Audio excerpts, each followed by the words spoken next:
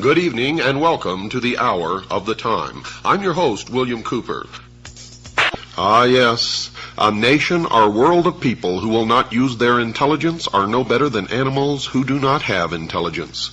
Such people are stakes on the table and beasts of burden by choice and consent.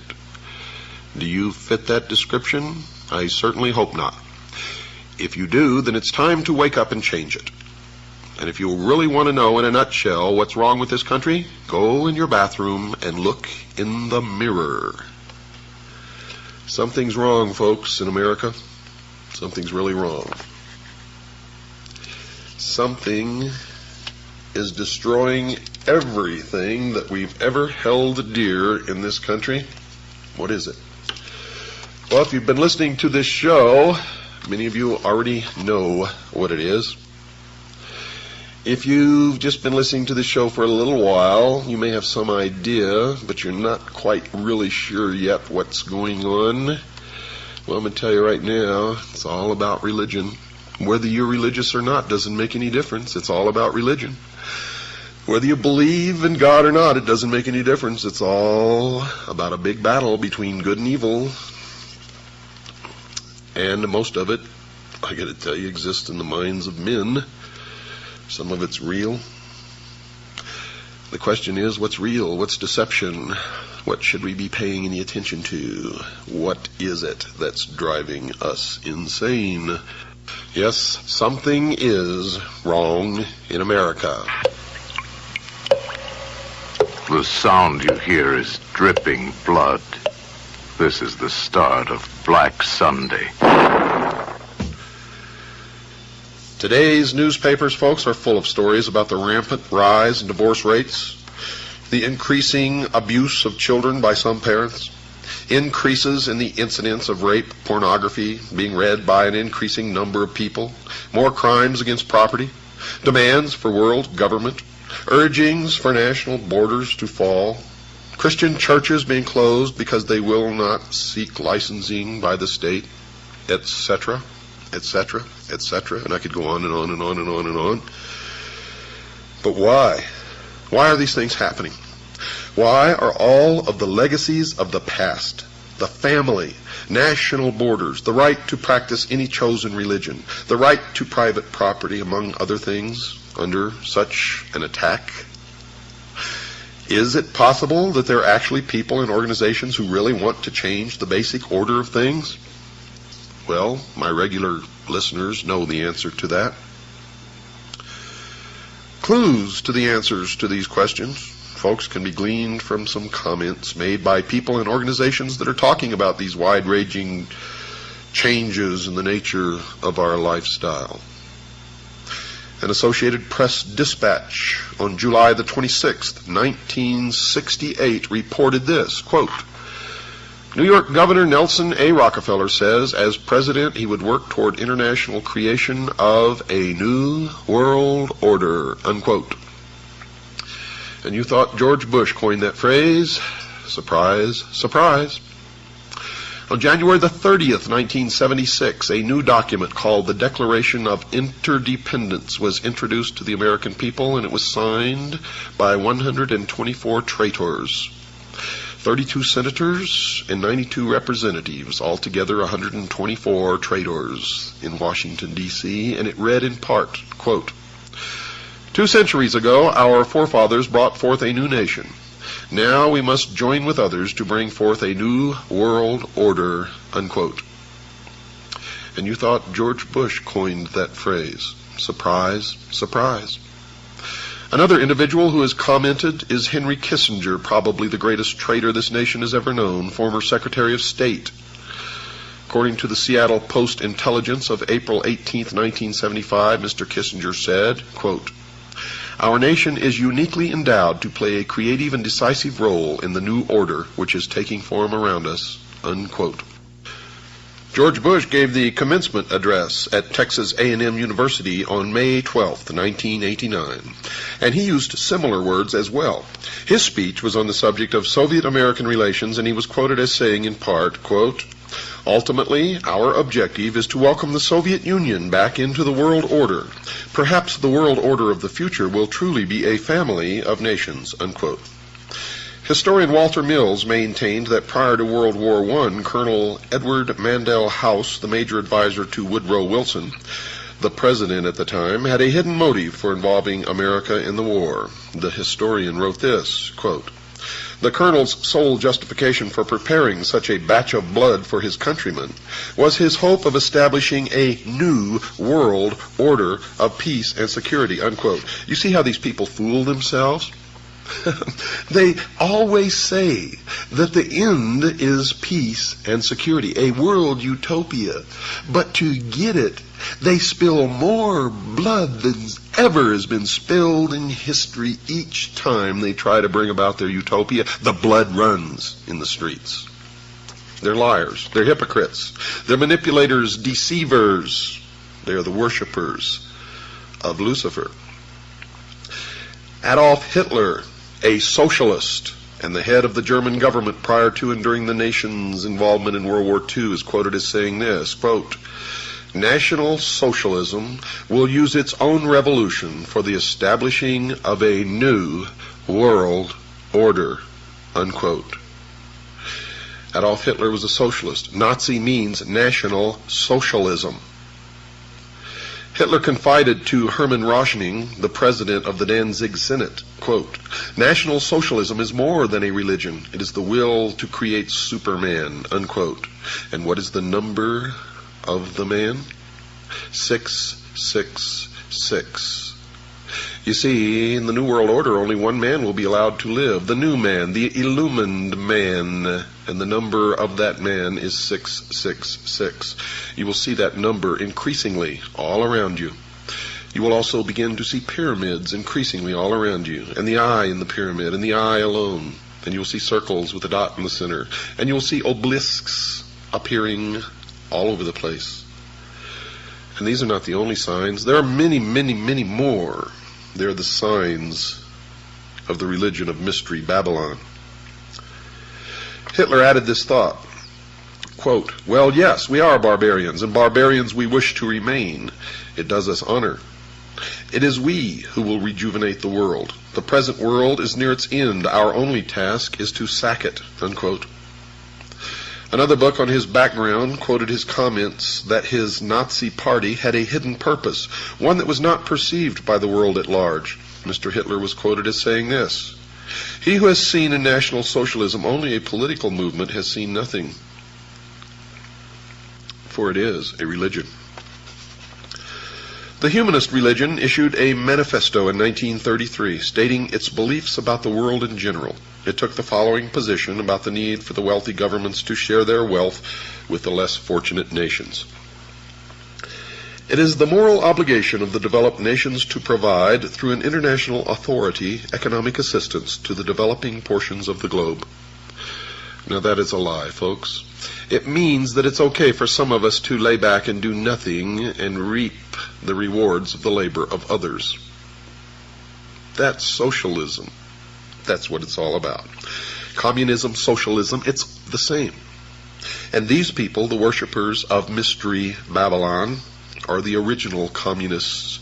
They are international socialism. They invented it. It is their creation. It is their dream of a world utopia. A one-world totalitarian socialist government.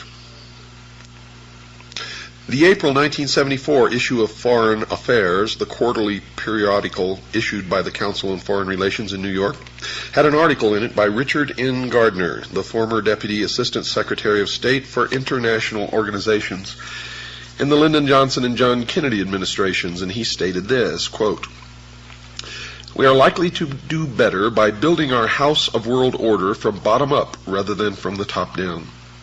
An end run around national sovereignty, eroding it piece by piece, is likely to get us to world order faster than the old-fashioned assault." Unquote. Even the Communist Party is voicing similar thoughts. The People's Daily World for Thursday, March 9th, 1989, contained an article written by Angela Davis. You remember her? Those familiar with Miss Davis will remember that she was the vice presidential candidate for the Communist Party a few years ago. She currently is a member of the National Committee of the Communist Party of the United States, and she is quoted in the paper as saying, quote, "One underlying effect of anti-communism in this respect is to encourage a certain hesitancy to embrace solutions which call for deep structural socio-economic transformation," unquote. Another communist, Alexei Kovylov, spoke at an evening meeting held at Windstar, Colorado, in August 1985, and gave the participants in attendance a surprise presentation. He spoke about the 12th World Festival of Youth and Students held in Moscow a few months prior to his lecture. He said, quote, "There were 3 programs. The first was political and dealt with the various issues of peace and disarmament. The second was dedicated to environmental issues and to the new international economic order," unquote. The alleged need for a change in the basic way things are done is consistent with the teachings of the father of communism, Karl Marx. He's not really the father of communism, but it's a name that's been tagged onto him. You see, he was just a hack writer hired by the mystery religion of Babylon to write the Communist Manifesto. It was not his idea, but he's reaped the benefits of it, if you can call them benefits. But he co-authored the Communist Manifesto with Frederick Engels, another hack writer, in 1848. Mr. Marx wrote that the communists, quote, "openly declare that their ends can be attained only by the forcible overthrow of all existing social conditions," unquote. Nesta Webster, a writer on the subject of conspiratorial organizations in the past, wrote this in her book entitled Secret Societies, quote, "The revolution desired by the leaders of world revolution is a moral and spiritual revolution, an anarchy of ideas by which all standards set up throughout 19 centuries shall be reversed, all honored traditions trampled underfoot, and above all, the Christian ideal finally obliterated," unquote. Some of the Catholic popes in the past have commented on the major changes coming in the future. One such pope was Pope Pius XI, who wrote the following in 1937. "Communism has behind it occult forces for which a long time have been working for the overthrow of the Christian social order," unquote. One of the popes who preceded him, Pope Pius IX,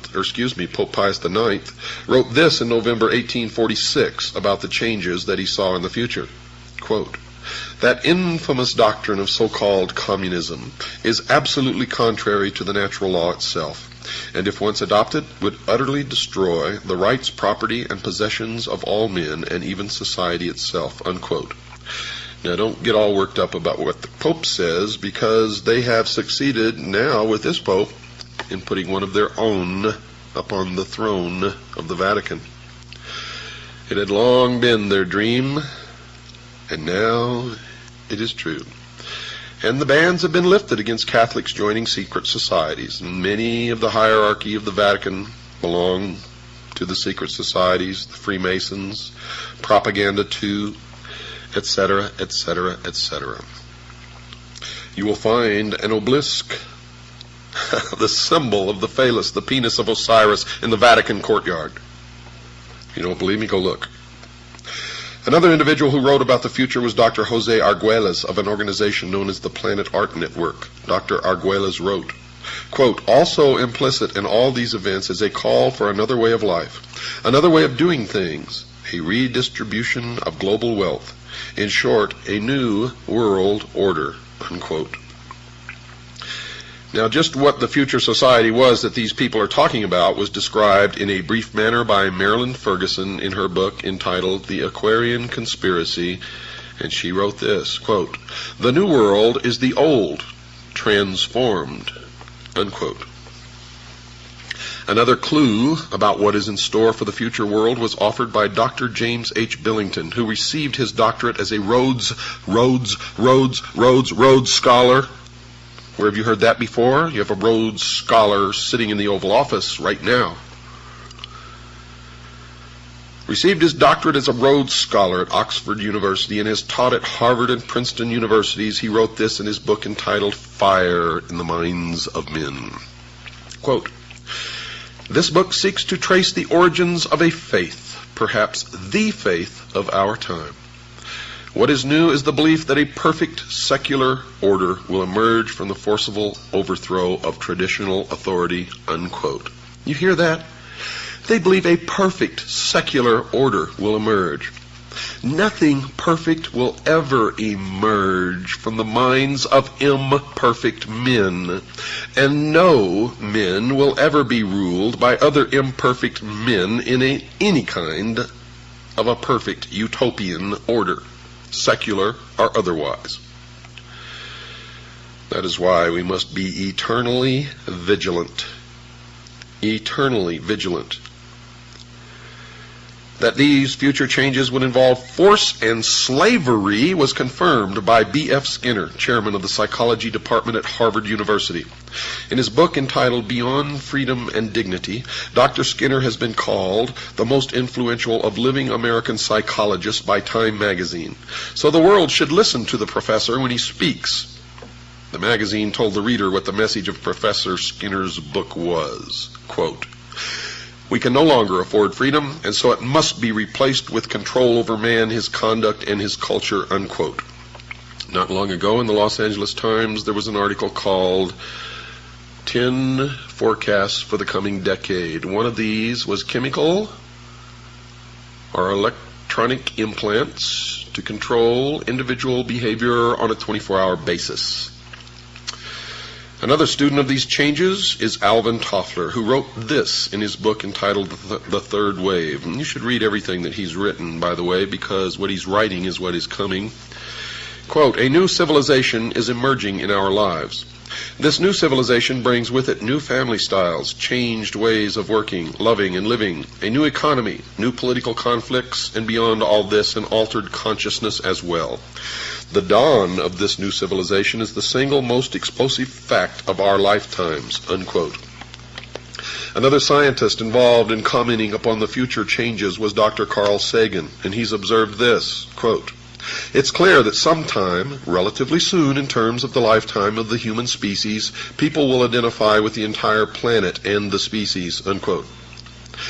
Now the reason, folks, why these changes are necessary was explained by Manly P. Hall, perhaps the world's leading authority on esoteric words and language. He was a 33rd degree Freemason. He wrote in his book entitled Lectures on Ancient Philosophy, quote, "The time has not yet arrived when the average man is strong enough or wise enough to rule himself," unquote. And he explained who he considered worthy enough to rule those on the world considered by the experts to be incapable of governing themselves. He wrote this, quote, "Never will peace reign upon the earth until we are ruled by the fit." And who is the fit? Why, them, of course. The illumined, the priest of the mystery religion of Babylon. Mr. Hall even indicated that these changes would occur soon. He wrote this comment in his book previously cited, quote, 100 years ago, meaning in 1884, folks, it was predicted that within a few centuries men would revert to the gods of Plato and Aristotle. We may all look forward with eager anticipation to that nobler day when the gods of philosophy once more shall rule the world, unquote. Aldous Huxley, in his book called Brave New World Revisited, quotes a character called the Grand Inquisitor in one of Fyodor Mikhailovich Dostoevsky's parables as saying this, quote, "In the end they, the people, will lay their freedom at our, the controller's feet, and say to us, 'Make us your slaves, but feed us,'" unquote. The Tucson Citizen newspaper of November the 3rd, 1988, printed a photograph of a group of people involved in a march for literacy, and it clearly demonstrated that at least some people in America are now asking their government to make them their slaves. The picture showed a demonstrator carrying a picket sign that read, quote, "Uncle Sam, we want you to support us," unquote. Mr. Huxley gave us a date when we could expect these changes to occur. He wrote the following in his book written in 1958, quote, "The 21st century will be the era of world controllers," unquote. And then he told us why these controllers would not fail. Quote, "The older dictators fell because they could never supply their subjects with enough bread, enough circuses, enough miracles and mysteries. Under a scientific dictatorship, education will really work, with the result that most men and women will grow up to love their servitude and will never dream of revolution. There seems to be no good reason why a thoroughly scientific dictatorship should ever be overthrown," unquote. Someone who might have given the world the date for the commencement of these predicted changes was Zbigniew Brzezinski, a Marxist, President Jimmy Carter's national security advisor during his 4-year administration. And he wrote the following in his book entitled Between Two Ages, by the way. You should read every book that he's ever written. You will be angered. Quote, "Either 1976 or 1989, the 200th anniversary of the Constitution, could serve as a suitable target date for culminating a national dialogue on the relevance of existing arrangements, the workings of the representative process, and the desirability of imitating the various European regionalization reforms and of streamlining the administrative structure," unquote. And it did begin exactly when he said it would. So the people of the world can now determine what those changes are that those in the positions of implementing changes have in store for them. In summary, folks, these changes are: the old world is coming to an end. It will be replaced with a new way of doing things. The new world will be called the New World Order. This new structuring will redistribute property from the have nations and will give it to the have-not nations. The New World Order will include changes in the family, the workplace, religion. The United States will play a major role in bringing it to the world. World wars have been fought to further its aims. Adolf Hitler, the Nazi socialist, supported the goal of the planners. The majority of the people will not readily accept the New World Order, but will be deceived into accepting it by two strategies. One, those in favor of the changes will have become seated in the very thrones of power, generally without the public realizing that fact, and this has already occurred. Two, the old world order will be destroyed piece by a series of planned nibbles at the established format. The Communist Party is actively supporting the changes to the New World Order. The basic tenets of Christianity, which were the base for the old world order, will have to be eliminated. If the slower methodical techniques of change do not function, violence will be introduced and controlled by the planners, including possibly a World War III using atomic weapons. The people of the world will give up their freedom to the controllers because there will be a planned famine or some other serious occurrence such as a depression or war. The change to the New World Order is coming shortly, folks, and it has already begun. However, if that is not the case, it will be introduced one step at a time so that the entire structure will be in place by the year 1999. We've got to take a short break. Don't go away, folks. I'll be right back after this very short pause. The Mummy. Fear will freeze you when you face it. The Mummy. Torn from the darkest tomb of the pharaohs, it rises from the quiet dust of centuries to wreak a strange vengeance against mankind. The Mummy. It tears steel bars like paper. It snaps men's spines like matchsticks. It walks through bullets like a ghost.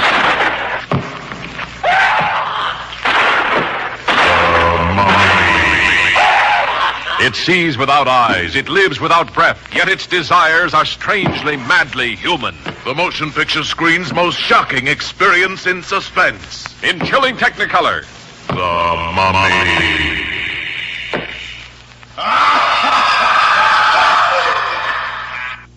Yes, folks, something is indeed wrong in America. And many sense that changes in this nation's lifestyle are occurring. Most of us know full well that these changes are taking place. The newspapers are saturated with articles reporting the activities of those advocating increased governmental spending for a variety of unconstitutional purposes. Organizations supporting a globalism concept urge the world to adopt a one-world government. Psychologists preaching the destruction of the family unit and recommending that the society rear the nation's children. Governments closing private schools, and nations forming regional governments under which national borders are scheduled to disappear. And still the sheeple think that all of this is happening by accident, and any concept that it is being brought about by a carefully orchestrated plan is the product of crazy conspiratorialists. Since these changes appear to be part of the new philosophy known as the New World Order, anyone desiring to know the future has to become familiar with this new phrase and what it portends for the world of tomorrow, and you will quickly see that it is the result of a well-thought-out, well-conceived, and well-orchestrated plan. Indeed, it is called the Great Work. As an indication that major changes are coming in tomorrow's world, one of the current trends mentioned is the call for a one-world government. And one of those supporting this leap forward is Norman Cousins, president of the World Federalist Society, and he's on record as saying this, quote, "World government is coming. In fact, it is inevitable. No arguments for it or against it can change that fact," unquote. And I say that is a lie.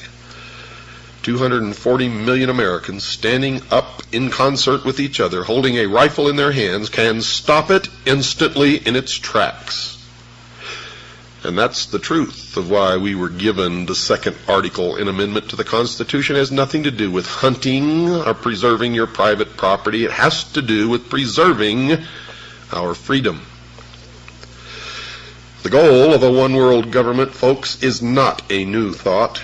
One of the earliest formal organizations that supported the concept of that goal was the Illuminati, founded on May 1st, 1776 by Adam Weishaupt, a Jesuit priest, a professor at Ingolstadt University, a Jesuit university, a teacher of canon law. Professor Weishaupt was quoted as saying this, quote, "It is necessary to establish a universal regime and empire over the whole world," unquote. Now let me tell you the truth about the Illuminati. Adam Weishaupt did not establish the Illuminati, nor did the Illuminati die with Adam Weishaupt. Make sure you understand that. A more modern organization that supports the coming changes is the Masonic order, called simply the Freemasons, or for short, the Masons. Has nothing to do with bricklayers, folks. The term originally comes from the French, Freemason, which literally means the sons of light. This worldwide fraternity has members in America, as will be discussed, and they too support a call for a one-world government. One who has written about this secret organization is Paul Fisher, and he says this about them in his book entitled Behind the Lodge Door, quote, "Masonry will eventually rule the world," unquote. Benevolent fraternal organization?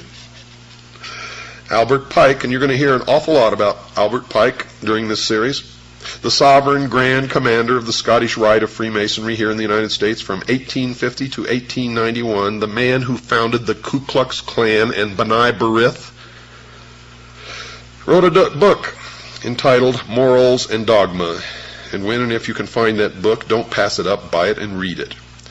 Mr. Pike has been praised by his fellow Masons as a member almost without parallel in the history of the Masonic order. He was a great friend of Giuseppe Mazzini, the ruler of the European branch of the Illuminati. Carl Cloudy himself, a Masonic writer of great esteem, wrote this about Pike. Quote, "Albert Pike, one of the greatest geniuses Freemasonry has ever known. He was a mystic, a symbolist, a teacher of the hidden truths of Freemasonry," unquote. So the outsider can know that whenever Mr. Pike speaks, he speaks with authority and knowledge. He is perhaps the greatest Masonic writer of all time, and I would add next to Manly P. Hall. His book is given to each Scottish Rite Southern Jurisdiction Freemason who is asked to read it. There seems to be a difference of opinion as to whether or not this book is still required reading for each Scottish Rite Mason, as we were told that it was given to each Scottish Rite Mason in Tucson. Other Masons say that that is not true, but you have to remember they're sworn not to reveal the secrets of the lodge, and therefore you can never trust them to tell you the truth no matter what they're telling you. But in this book, Morals and Dogma, Pike informs the new Mason about the moral teachings of the Masonic Lodge. He instructs the Masonic reader that the order will eventually be asked to rule the entire globe, and he wrote this, quote, "The world will soon come to us for its sovereigns and pontiffs.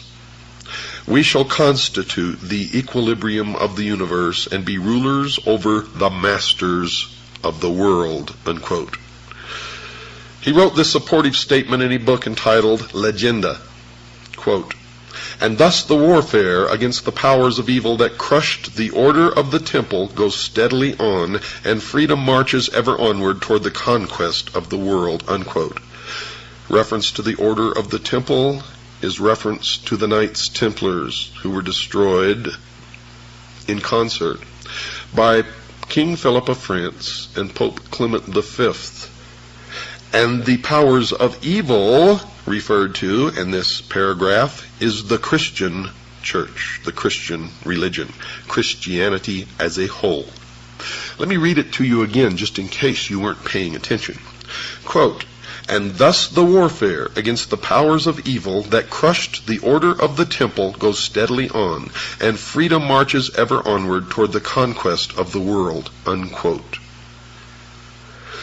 The order of the temple Mr. Pike was writing about was the Knights Templar, which was, according to him, quote, "devoted to the cause of opposition to the tiara, the Pope's triple crown, and the crown of kings," unquote. Well, then is it any wonder that the King of France and the Pope crushed the Templars in France? For that is the only place that they were truly crushed. Mr. Pike said that the Catholic Church was a power of evil because it had crushed the Templars, even though he admitted that they were devoted to opposition to the Church and its leader, the Pope.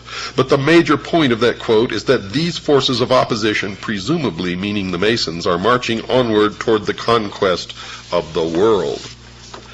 Mr. Pike repeated his devotion to the conquest of the world with this comment at the end of his book entitled Morals and Dogma, quote, "Such, my brother, is the true word of a Master Mason, such the true royal secret which makes possible, and shall at length make real, the holy empire of true Masonic brotherhood," unquote.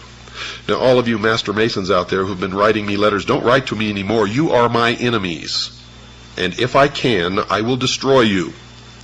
Don't write to me and profess your innocence, for your own have proclaimed your guilt. And if you are truly innocent, then you're just a foolish dupe, and you better get out while you can. The major worldwide movement that champions a one-world government, folks, under a religious leader is a new phenomenon occurring worldwide called the New Age movement, a creation of Freemasonry. The newspaper put out by the Scottish Rite of Freemasonry is called The New Age. Tex Mars, a researcher into this new religion, has written 2 books on the subject. Both of these books are excellent primers for those who wish to know more about the beliefs of this religion. The 2 books are entitled Dark Secrets of the New Age and Mystery Mark of the New Age, and he has written, quote, "The New Age movement has undeniably taken on the definite form of a religion, of course, because it is Mystery Babylon." He goes on to say, "complete with an agreed-upon body of doctrine, printed scripture, a pattern of worship and ritual, a functioning group of ministers and lay leaders," unquote. Another writer who has written 2 books on the New Age religion is Constance Cumby. Her 2 books are called The Hidden Dangers of the Rainbow and A Planned Deception.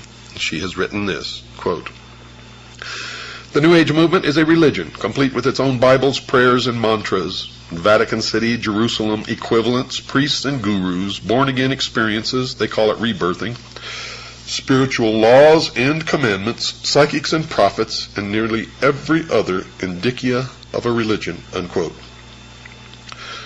The new religion has a series of leaders One is a woman named Alice Bailey, a prolific writer on the subject of the New Age. She was the founder of an organization called the Arcane School, one of the major Lucis Trust divisions. The Lucis Trust was a major publisher of books supporting the religion, and published a newsletter or newspaper called Lucifer. In her book entitled The Externalization of the Hierarchy, she told her readers who the organizations were that were going to bring the New Age religion to the world, and she identified them as being, quote, the three main channels through which the preparation for the New Age is going on might be regarded as the church, the Masonic fraternity, and the educational field. And folks, that is exactly who is bringing it to realization. The main thrust of this program is going to be to examine only one of the three organizations mentioned by Alice Bailey, that being the Masonic fraternity. There are numerous works by other writers, lecturers, researchers exposing the involvement of the church in the educational field in the New Age movement and in the New World Order. So I'm not going to attempt to duplicate those efforts. However, only a few are aware of the involvement of the Freemasons, and that is why I have chosen to concentrate on that organization, Mystery Babylon. And the reason I'm concentrating on that organization is because it is their members who have infiltrated the church and the educational field who control those other two organizations. So really there's only one organization that needs to be dealt with, and that is Freemasonry. Another major writer on the New Age movement is Benjamin Krim, and he admitted in his book entitled The Reappearance of the Christ and the Masters of Wisdom that, quote, the new religion will manifest, for instance, through organizations like Masonry. In Freemasonry is embedded the core of the secret of the occult mysteries, unquote. So, Masonry conceals a great mystery inside its temples, one that is connected somehow to the New Age movement. The Masons admit in some of their writings that they too are anticipating a New Age, a series of major changes. Henry Clausen, the past sovereign grand commander, the equivalent of their president of the Scottish Rite of Freemasonry, has been quoted as saying this, quote, we look towards a transforming into a new age using, however, the insight and wisdom of the ancient mystics, unquote. The Masons claim that the things that they believe in are as old as the ancient civilizations. They also claim that these mystics, the ancient philosophers, had the wisdom of all ages and that somehow this knowledge has become lost through the centuries. Humanity today does not possess this knowledge, but it has become the task of the Masons and other truth seekers who turn out in every case of investigation to be liars and deceivers and manipulators, to rediscover these principles for the benefit of all mankind. Those possessing this knowledge will correct the world's current problems. Some of the Masons also claim to have identified the cause of these problems. One of the most prolific writers on the subject of this lost truth, as I have mentioned earlier, is Manly P. Hall, a 33rd degree Mason. For those unfamiliar with the Masonic degrees, all Masons in America start through what is called the Blue Lodge, consisting of only 3 degrees. A Master Mason is of the 3rd degree and really knows nothing, even though he thinks that he has been illumined, and I get letters from them all the time. I'm a Master Mason, and I never heard of any of the stuff that you're talking about. Oh, boy. It amazes me, folks. It just absolutely amazes me that people are so stupid. Drives me wild. The initiate into the Blue Lodge goes through 3 separate and different initiation ceremonies, one for each degree. After completing these ceremonies, he may stay where he is or choose to affiliate himself with either the York Rite, which has 13 degrees, or the Scottish Rite, which has 32, and then the meritorious 33rd. The latter is divided into 2 separate jurisdictions, the Southern and the Northern. And these are based primarily on state borders, and whether one joins one or the other depends on where the initiate lives. The 2 Scottish rites have an additional 29 degrees, making for a total of 32. There is one more degree called the 33rd degree, which is honorary, and only a few are invited into that degree.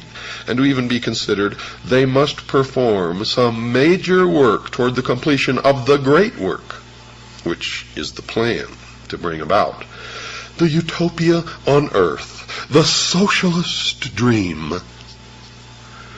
The York Rite has a total of 9 degrees. However, since little has been revealed about this order, we will concentrate on only the Scottish Rite, and in particular the southern jurisdiction. Well, I've since discovered that the York Rite has a total of 13 degrees, folks, not just 9.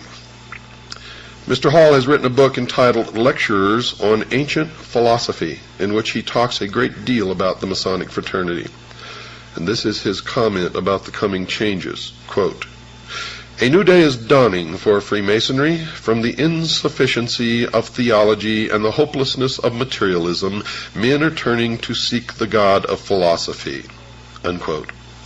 Notice that Mr. Hall has said that current theology, obviously current religion, has proven insufficient. Also, he feels that materialism, meaning the right to private property, is also a failure. But more importantly, he points out that this new God of the Freemasons is somehow different from the God of the Jews and Christians. As will be illustrated later, some of the Masons believe that the God of the Bible is a God of evil. Helena Petrovna Blavatsky, perhaps the founder of the current New Age movement, has also determined that the Masons are somehow supportive of her religious views. She wrote this in her book entitled The Secret Doctrine. Quote, "At the end of the 18th and the beginning of the 19th centuries, many Freemasons traveled to Tibet, where they were initiated into the esoteric, defined as intended for or understood by only a chosen few as an inner group of disciples or initiates, by an esoteric order of the Masters of Wisdom." Unquote. It should be expected that she would support the Masonic fraternity. In 1875, she founded an organization called the Theosophical Society, basically dedicated to teaching the world about her new secret religion. One of the earliest members of that organization was Albert Pike, later to become the Sovereign Grand Commander of the Scottish Rite of Freemasonry. Albert Pike, who later became a 33rd degree Mason, the highest degree attainable, also saw that there were some significant changes coming and that he was supportive of those changes. He wrote the following in his book entitled Morals and Dogma. Quote, "We can look on all the evils of the world and see that it is only the hour before sunrise and that the light is coming." Unquote. Now, if Mr. Hall is right, the evils that his fellow Mason Albert Pike saw are connected to current religion, and that which is coming is somehow different from these religious views.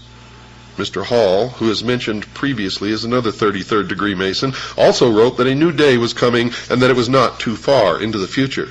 Quote, "A new light is breaking in the east." The significance of the location, the east, I have already pointed out. It is the point where the sun rises.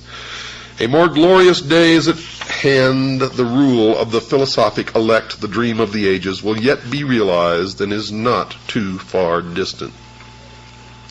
Unquote. So, Mr. Hall is also expecting that these changes are about to occur in the not too distant future. Someone who attempted to zero in on when these changes were expected to occur was Alice Bailey, previously mentioned. She wrote about when she thought the New Age would arrive. Quote, "Eventually there will appear the Church Universal, and its definite outlines will appear towards the close of this century." Unquote. And you have already seen the emergence of the Universalist Church. Since she wrote early in the 20th century, we can see that she was predicting the eventual arrival of the New Age sometime around the 1990s. This estimate of that date is not too far wrong, as will be demonstrated later in this series of programs. Whatever is coming in the future, some New Agers have told us that they expect that it will last for a long time. One such writer is Ruth Montgomery, who wrote that she saw that the new religion would rule the earth for 1,000 years. She wrote the following in her book entitled Herald for the New Age. Quote, "The New Age, the millennium, a millennium is a period of 1,000 years, will see an end to that strife, at least for 1,000 years." Unquote. Now, just what the New Age religion that will last for at least 1,000 years on earth, what is it? One who attempted to answer that question was Constance Cumby in her book entitled The Hidden Dangers of the Rainbow. She wrote that these were the basic tenets of the new religion. Listen closely. The plan for the future includes the installation of a new world Messiah, the implementation of a new world government and new world religion under Maitreya, an individual who will be examined later in this series of programs. 2. A universal credit card system will be implemented as a cashless society. 3. A world food authority will control all of the world's food supply. 4. A universal tax. 5. A universal draft. And 6. They intend on utterly rooting out people who believe the Bible and worship God and to completely stamp out Christianity from the face of this earth.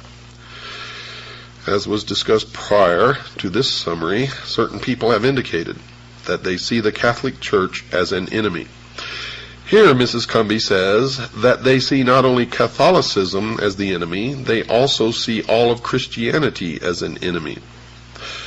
Whatever the New Agers believe in, folks, it appears to be growing in popularity. Bantam Books, one of this nation's leading publishing houses, has reported that the sales of their New Age titles has increased tenfold in the past decade. Time magazine reports that the number of New Age bookstores has doubled in the past 5 years to a total of about 2,500. According to an article in Forbes magazine, quote, publishers estimate that total sales of New Age titles today are at least $100 million at retail, unquote. So whatever they believe in, many believe in it. But perhaps the most insightful comment about the nature of what the New Age religion believe in and who they worshipped as their God was written by Mrs. Cumby in her book entitled The Hidden Dangers of the Rainbow.